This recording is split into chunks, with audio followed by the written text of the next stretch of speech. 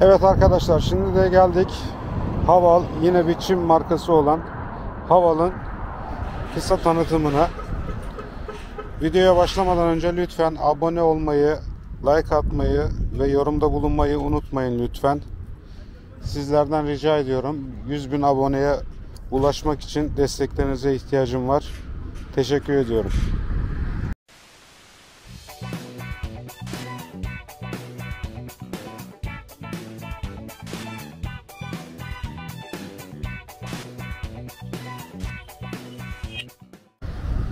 Evet arkadaşlar, öncelikle firmadan bahsetmek gerekirse Haval markası Great Wall Motors Company diye geçiyor. Yani adını da Çin Seddi'nden almış. 1984 yılında kurulmuş bir firma.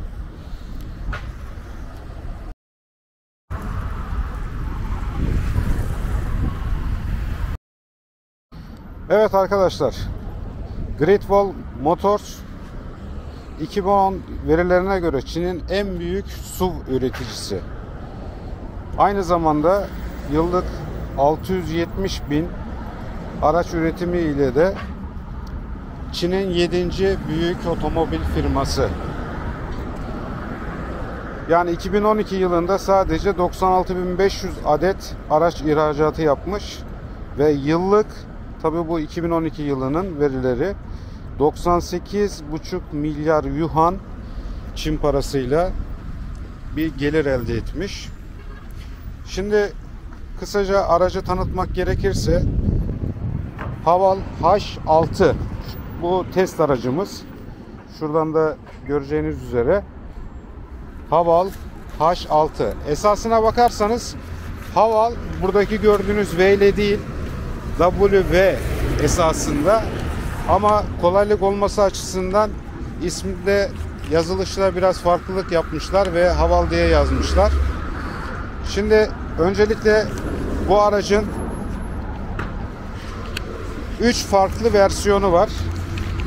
Birinci olarak Comfort, ikincisi Premium ve lüks modeli de Tech Plus. Şu an bu incelediğimiz araç Tech Plus.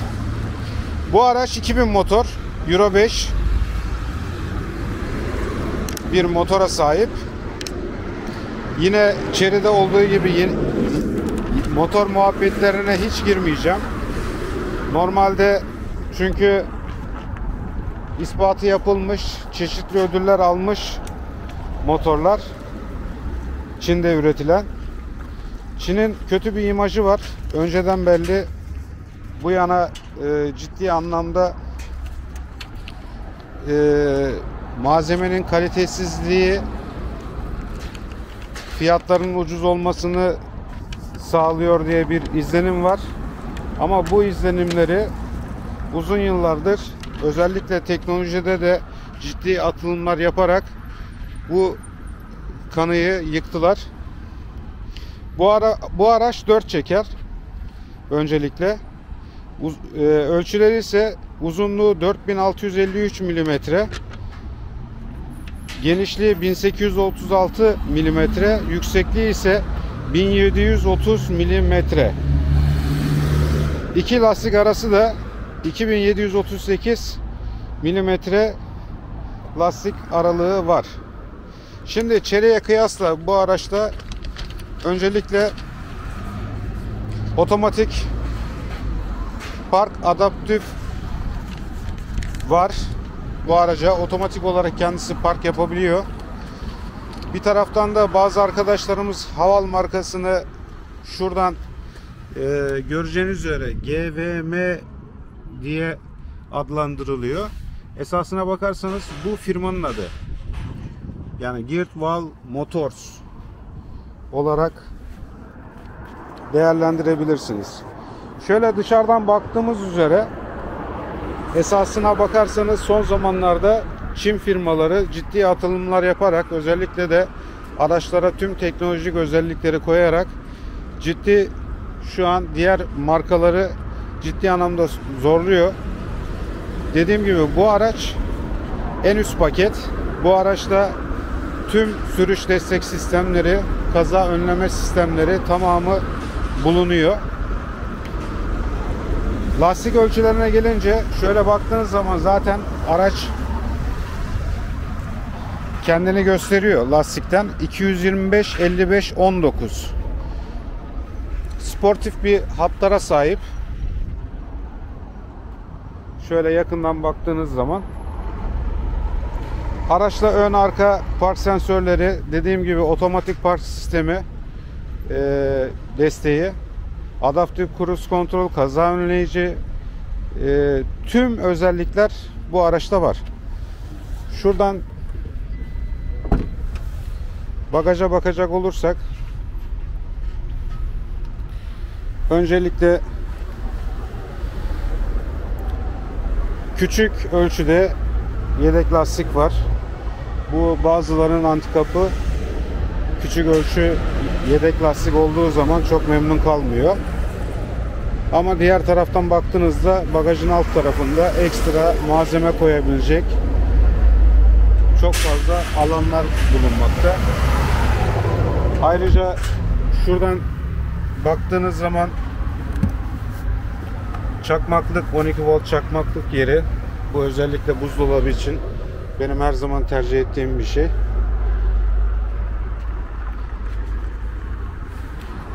Ve elektrikli olarak şu an artık bunlar bir özellik olarak kalmadı. Tüm araçlarda elektrikli olarak bagaj açma, kapama olayı var. Şimdi iç tarafına gelince şöyle kapılardan bahsedecek olursak öncelikli olarak kapı döşemeleri yumuşak bir plastiğe sahip.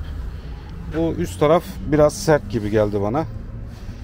Alt tarafta çok dokunuşu, hissiyatı çok iyi. Deri kaplama. Aynı zamanda burada ağaç görünümlü plastik bir kaplama ve kapı üzerinde kolon. Ve alt tarafta küçük eşya gözü bulunuyor. Ama bakarsanız buraya bir litrelik su girmez. Öyle söyleyeyim. İç salon kısmı gayet geniş. Yani oturma alanı, ayak mesafesi şöyle göstermem gerekirse çok geniş, oturmada dahi ciddi olarak mesafe kalıyor. Burada havalandırma menfezleri, 2 adet kapaklı USB şarj girişleri, koltuk ısıtmaları arka tarafta aynı şekilde. Burada saklama gözleri. Gayet derinin, şimdi daha öncelerinden biliyorum, özellikle Çin'den gelen herhangi bir malzemede, özellikle deri olan malzemelerde çok ciddi rahatsız edici bir koku oluşurdu. Ama şu an baktığınız zaman gerçekten o kokuyu almak mümkün değil. Araçta yani bir sıfır araç kokusu var. Bu da aynı şekilde kol dayama, bardaklık,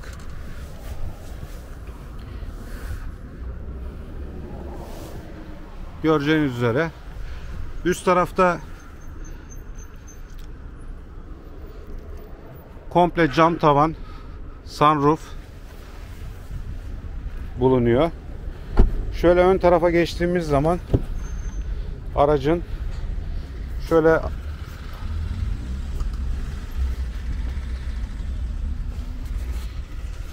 ön tarafa geçtiğimizde şu şekilde, az önce gökyüzünü göstermişim size kameranın azizliğiyle. Ön kapıdan başlayacak olursak burada arkaya nazaran daha yumuşak bir malzeme ve deri kaplama. Alt taraf aynı şekilde döşemeler komple deri kaplama.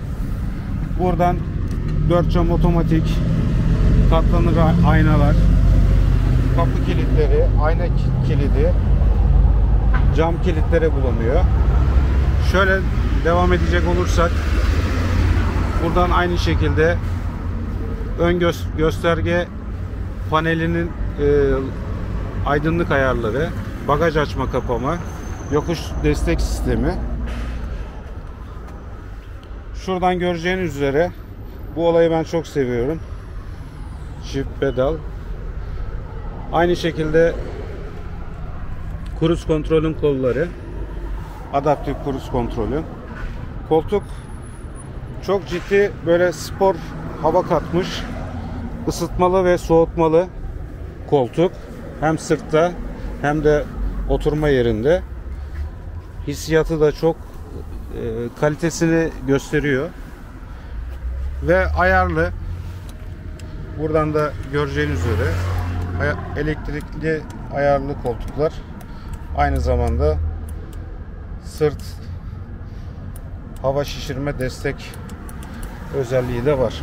Şimdi aracın içine oturacak olursak, şimdi buradan da göstereceğim üzere şöyle panelden başlayalım. Aracın tek buradaki sıkıntısı şu start stop çok aşağıda. Yani tam diz mesafesinde. O biraz sıkıntı. Şimdi aracı çalıştıralım.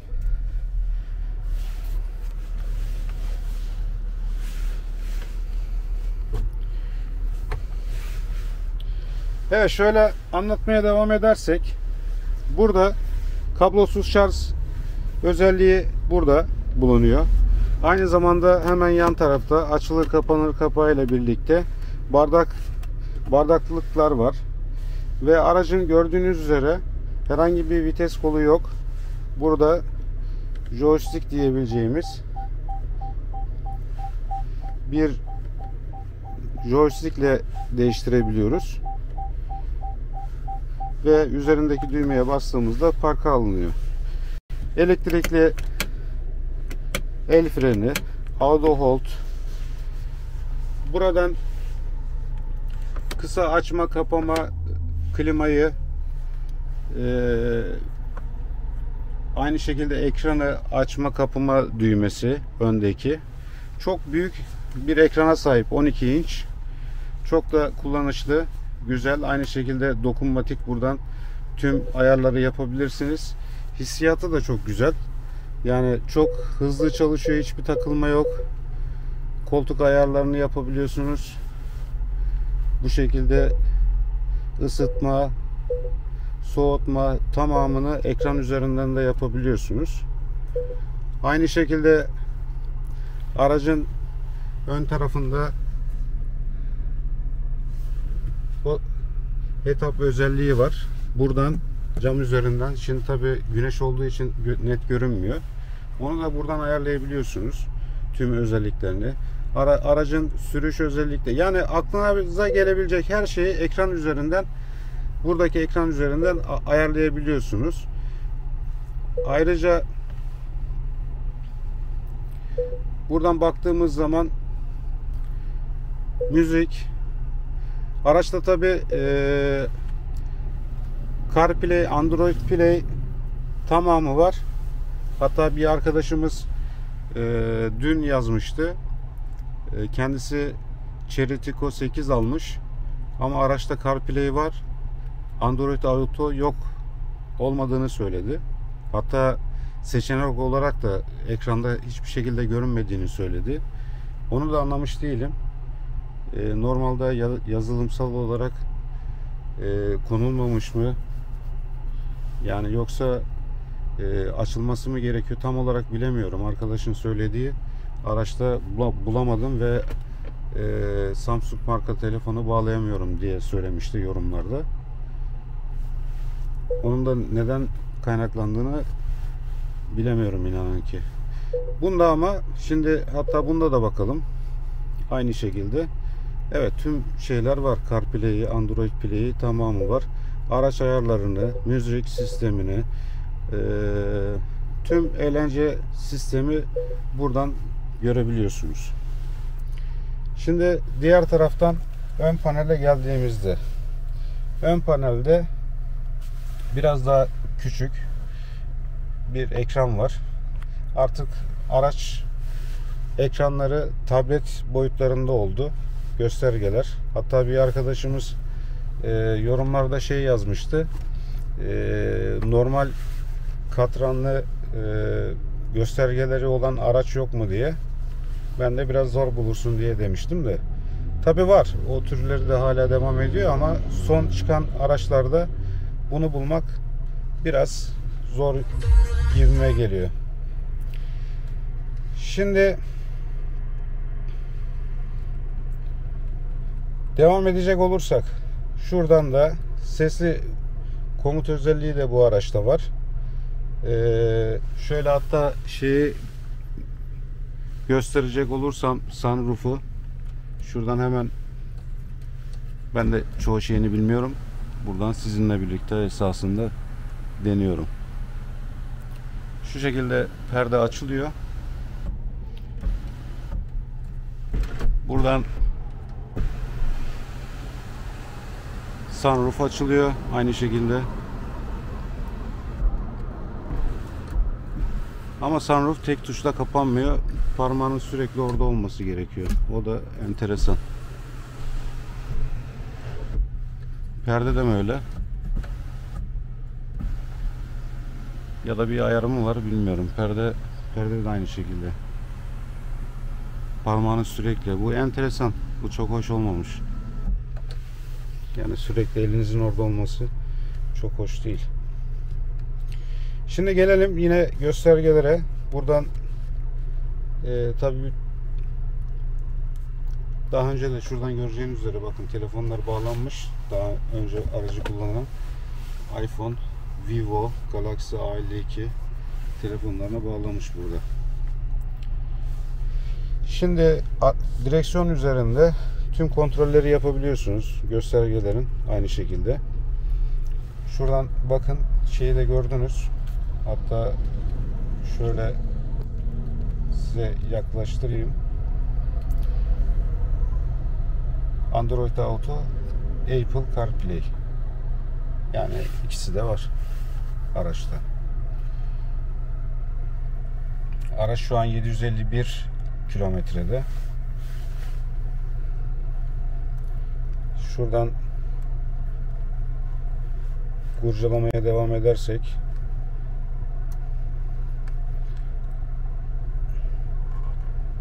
şöyle ayarlara girelim.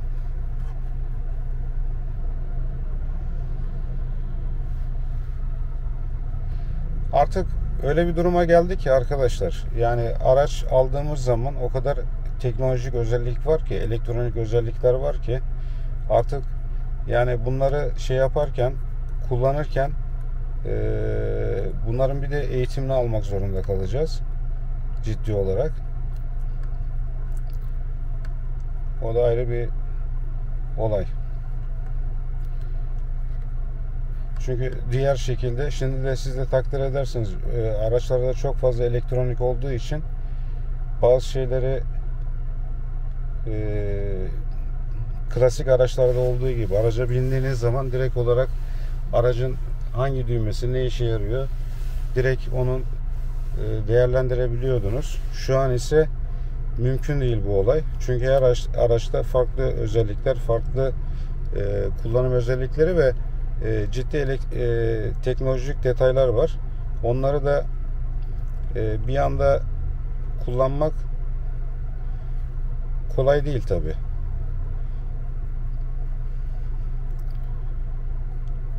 Aracın şimdi ayarlarından şeyi bulmaya çalışıyorum. Göstergelerde herhangi bir şey var mı diye. Nedir adı? Temalar var mı diye. Onları bulmaya çalışıyorum. Ama bulamadım. İşte diyorum ya, bunun için de ayrı bir eğitim almak gerekiyor. Aksi takdirde aracı sadece binip sağa sola gidip gelmek dışında çok fazla detayını kullanamazsınız. Gerçi bazı telefonlarda da bazı arkadaşların söyledi. Ben sadece alo diyorum, açıyorum, kapatıyorum, bitti. Yani o zaman çok detaylı, pahalı telefon almayacaksın, kullanmayacaksın. Araç için de aynısı söylenebilir. Dediğim gibi arkadaşlar, bu araç 2000 motor, 4 çeker. Şöyle salondan devam edecek olursak, şurada torpidosu var. Şu da evrakları. Bakın üzerinde de yazıyor. Great Wall Motor Company Limited. Geri kalanlar tabi anlamak mümkün değil, Çince. Aynı zamanda burada kitapçığı var. Deri çanta içerisinde. Ve bu tarafta kol dayama. Çok da geniş bir alana sahip. Yani yaklaşık herhalde bir tahminim rahat 6-7 litrelik bir alan var. Güzel de bir yumuşak kaplaması var. Aynı şekilde şuradan da gölgelikler. Burada gözlük koyma alanı.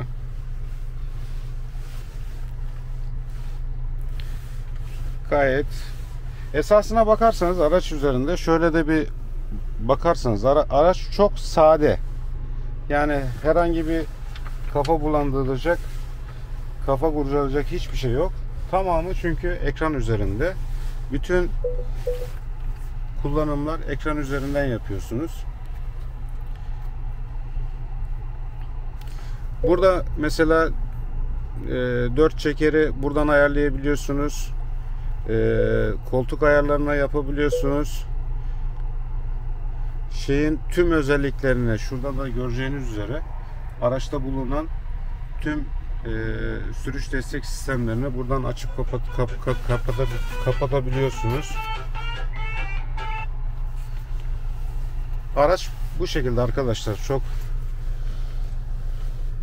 vaktinizi de almayayım ben. Şöyle dışarıdan da